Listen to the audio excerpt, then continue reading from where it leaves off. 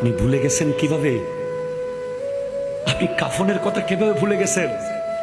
এই 10 কোটি টাকার বিল্ডিং দাঁড়িয়ে থাকবে জায়গায়, মাত্র 1200 টাকার মাল লাগবে আপনার জন্য। কাফন, জাফরান, সুরমা, আতর, কাফুর, গামছা, সাবান। কথা কন না ঠিক? খুব ভালো ব্র্যান্ডের নিলে 1200 টাকা, সর্বোচ্চ 1500 টাকা। আর ওই দোকানদাররা ভালো ব্র্যান্ড বানায় না কাফনের, টি শার্টের ভালো ভালো ব্র্যান্ড বানায়, জুতারও ব্র্যান্ড আছে, 300 টাকারও পাবেন, 3000 টাকারও। কাফন কিন্তু সেরকম করে না। কেন জানেন?